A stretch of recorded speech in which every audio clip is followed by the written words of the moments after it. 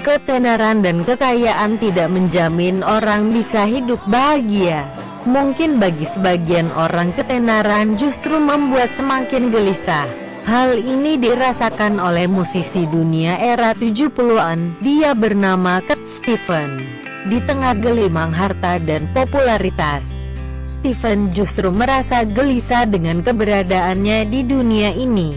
Dia merasa bingung dan kerap bertanya siapa dia, mengapa terlahir ke dunia dan untuk apa. Sejak kecil Stevens sudah akrab dengan gemerlapnya dunia hiburan. Meski diajarkan untuk mengenal Tuhan, tapi Stevens sempat bingung karena tidak bisa melakukan kontak langsung dengan Tuhan. Kata Stevens, saat mudanya dia menerima ajaran agama, tapi tidak pernah memahaminya secara bulat-bulat.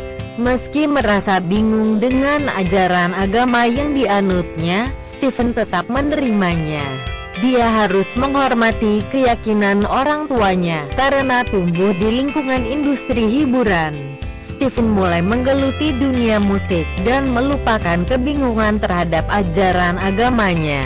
Di pikirannya saat itu hanya satu, menjadi bintang musik pop terkenal. Dia mulai menciptakan musik, dan media massa mulai meracuni pikirannya. Dia berpikir mungkin inilah Tuhannya, mendapat uang sebanyak-banyaknya. Stevens lantas benar-benar menjadi penyanyi pop terkenal. Fotonya terpampang di mana-mana. Bahkan dia mulai terjerumus ke dalam narkoba dan minuman keras. Setelah setahun mencapai kesuksesan dan kenikmatan duniawi, Stevens jatuh sakit dan harus dirawat di rumah sakit. Saat itulah dia mulai berpikir, apa yang baru saja terjadi, apa saya hanya sepotong daging? Lalu mengapa hidup ini hanya untuk memuaskan daging rapuh ini? Saat itu dia baru sadar bahwa petaka itu merupakan berkah yang diberikan Tuhan.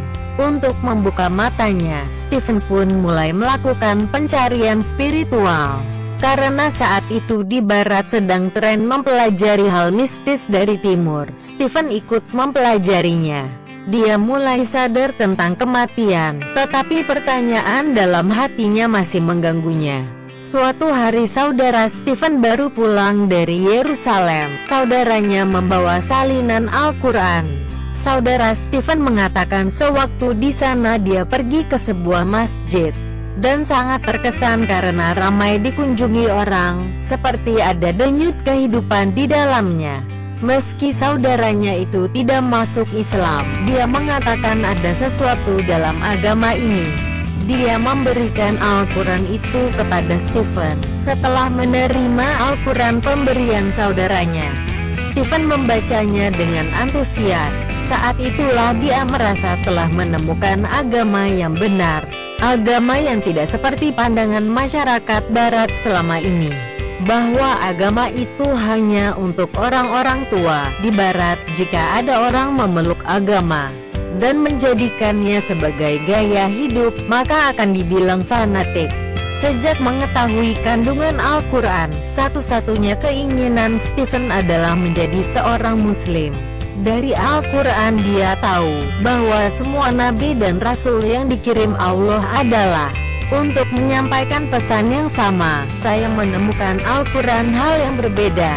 Ada keindahan di dalamnya. Al-Quran melarang menyembah bulan atau matahari, tapi menyuruh untuk merenung dan mempelajarinya. Stevens kemudian melanjutkan membaca Al-Quran.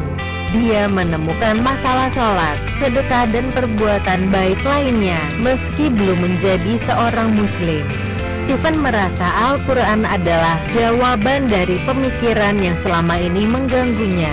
Dan Allah telah mengirimkan jawaban kepadanya melalui Al-Quran. Stevens kemudian menemui seorang muslimah bernama Nafisa dan mengatakan bahwa dia ingin masuk Islam. Nafisa mengajak Stevens ke Masjid Nurijat. Ketika itu tahun 1977. 1,5 tahun sesudah dia membaca Al-Quran pemberian saudara lelakinya.